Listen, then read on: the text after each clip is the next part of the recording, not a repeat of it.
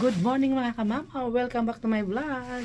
Today, magpipick up tayo ng mga basura doon sa basurahan sa park. Tingnan natin kung gaano nakadami yung recycle natin at mga basura. Kasi napakaganda ng panahon ngayon, napakainit. Ngayon ay araw ng Martes.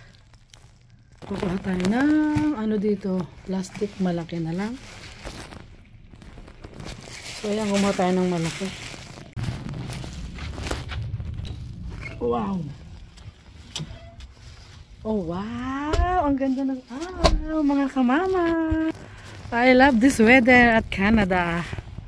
Kasi dito sa Canada pag ganito ang panahon, napakasaya talaga ng mga tao. Malaya silang nakakalabas. So bago ang lahat, kuhanin muna natin yung mga armas natin sa pagpupulot ng basura. So eto, puno na. Naku, pinuntahan tayo ng Pangulo. Nakita tayo nagre-ready ng mga gamit. Wala, masaya yun. Mabait kasi yun. Ang bilis ng Pangulo, nakapasok na agad palibhasa. Malaki ang kalis. Masyadong matangkad. 6'3" yata yun. Natin yung basura dito sa basurahan. O yan, kunti lang. Yan, tingnan nyo, kunti lang siya. Tingnan natin ang mga recycle. Pera kasi to, diba? Yung huling benta natin ng mga kalakal natin, diba mga kamama, naka 80 tayo. Isang buwan lang yun. So nag-iipon na ulit tayo. Mag-iipon na naman tayo. So yan, wala na. Kunti lang. So mag-alis na tayo ng basura.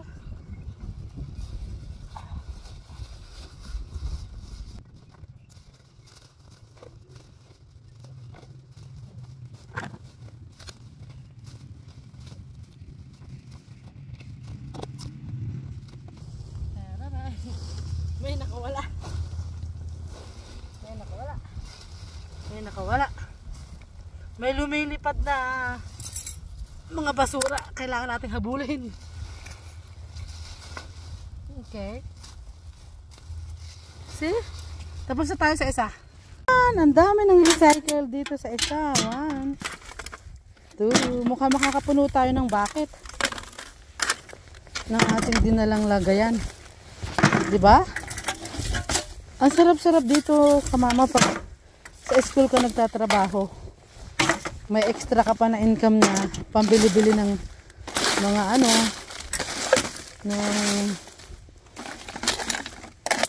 o di kaya pangbili mo ng gas. O pag naipon mo, pangbili mo ng grocery. Sayang din kung masipag ka. Pag masipag kang ganito, yung magkut-kut-kut ng mga basura, magkakapera ka. Sayang din. Dati nung bago-bago ako, lahat ng mga bote na ganito, iniipon ko, tapos pinapadala ko sa nanay ko. Yun, yung mga bote ko na iipon, tapos pag binenta ko, pinapadala ko yung sa nanay ko. Nakakarami din ako dati yung pinapadala ko. Minsan nakaka 200 plus ako na Canadian dollar o magkano din yun. Magkano din yun pag naipon. Nakaka 10,000 din ako ng padala. Sa sa recycle lang mga kamama. Dito lang sa mga recycle. Dati ang dami kong naipon. Late na, punta sa daycare. Okay, wala nang recycle. Magbasura na ulit.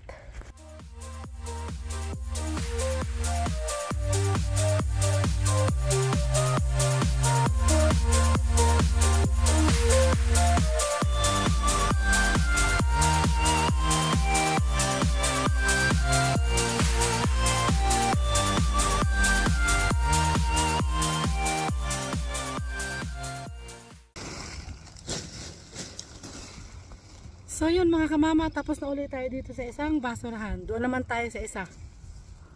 Check natin kung gaano kadami. Yun yung basurahan na yan. Oy, may scooter dun. Iniwan ng bata. Ano yung may jet?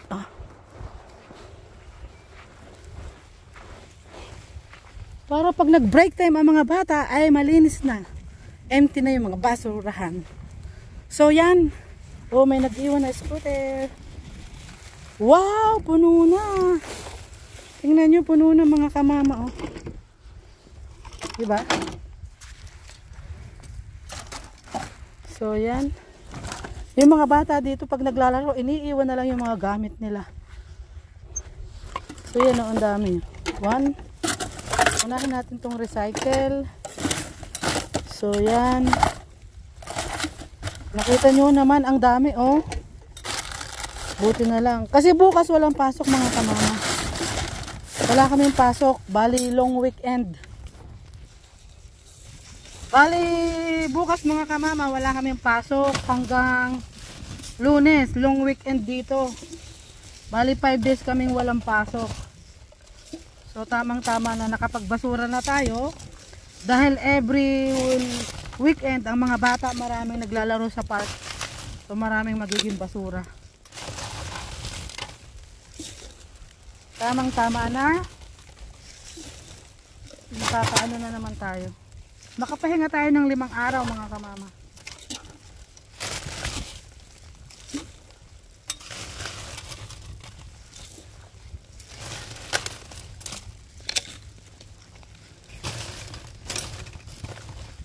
Ako na naman. Makapuno kaya tayo ng bucket ngayon. Sana makapuno tayo.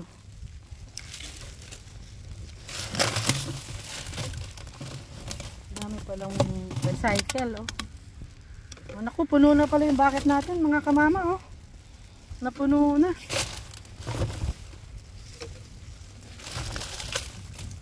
Maliit kasi yung basurahan na isang to. Bato. Ano siya? Bato. Yung dalawa bakal, malalapad. Tapos yung isa, yung sa dulo, sa likod, lata. Malalaki. Ito kasing maliit na to, mabilis mapuno.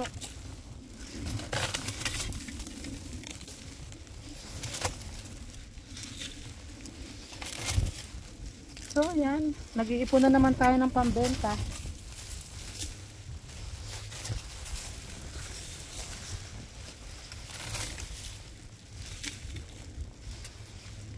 Okay.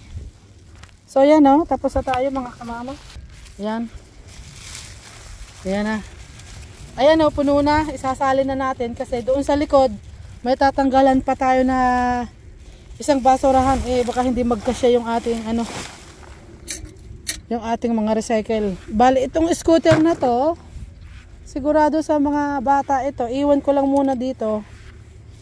At kukunin siguro yan ng ano, ng mga bata. Talagang ganyan ng mga bata dito. Minsan mga bola o ano-anong iniiwan.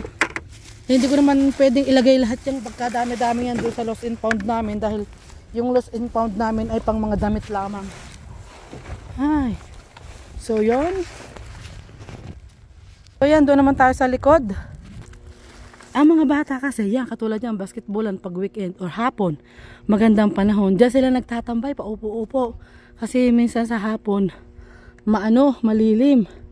Ngayon, yung mga basura nila, yung mga pinagkainan nila, dyan na lang iwinawak kasi sa gilid-gilid.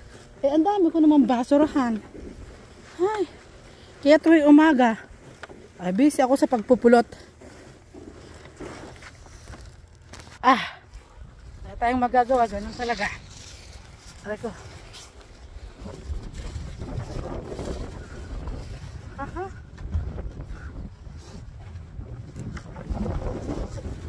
Ang ganda naman ng panahon.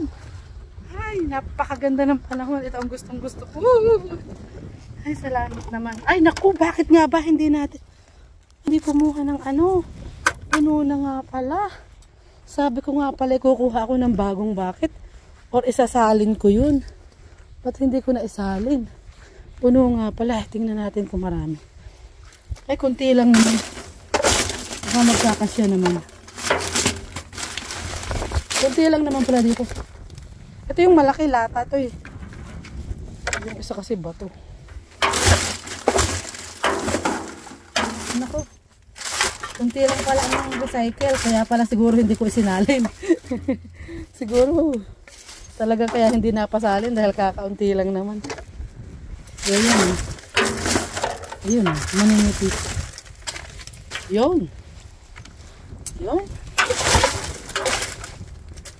Pagkakasyahin na lang natin yung mga recycle, pipit-pitin.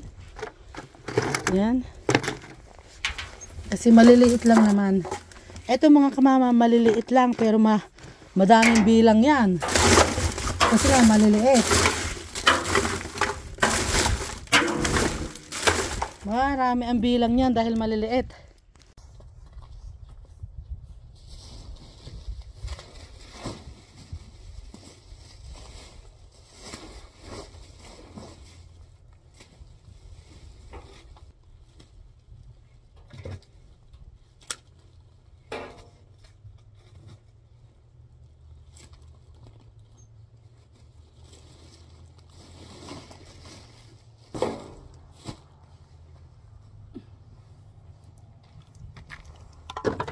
Ayun, natapos na tayo mga kamama.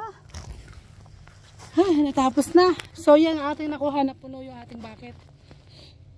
Tapon na natin.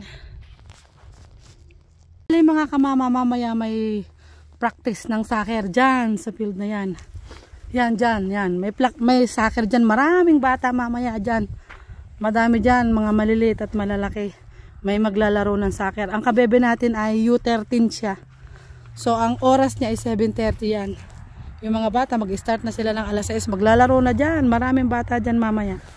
Kapag maaga tayong natapos ng paglilinis, tingnan natin si kabebe kung makakatapos tayo. Kung maaga ako matatapos sa school.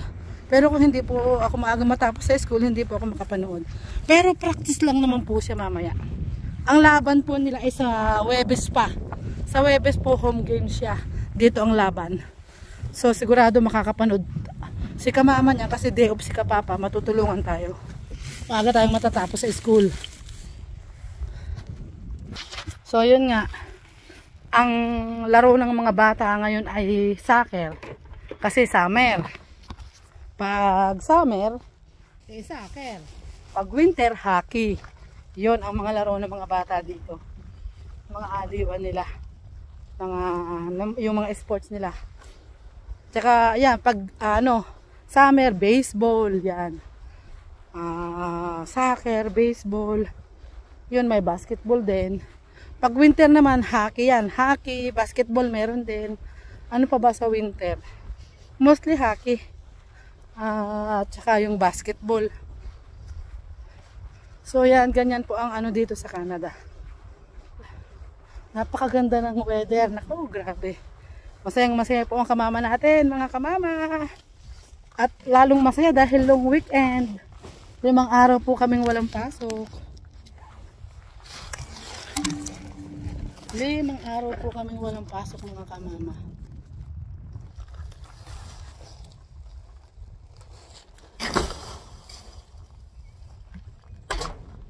So yan, natapos na tayo magbasura sa labas. Sa mga basurahan na pulot na natin lahat. So, papasok na tayo magpahinga ng konti.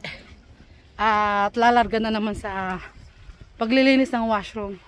Hindi naman ganong madumi ang washroom kasi kakalinis ko lang kagabi, kunti pa lang ang nag-washroom ng mga bata. Pero i-check lang natin maya-maya. Pero magpahinga muna tayo, magkape-kape. Ito ang pinaka magandang weather sa Canada.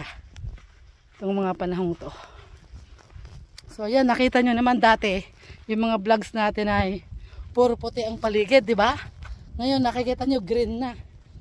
Di ba? Green at saka white lang naman na makikita mo sa paligid dito sa Canada halos. Basta halos dalawang kulay lang makikita mo sa mga malalawak na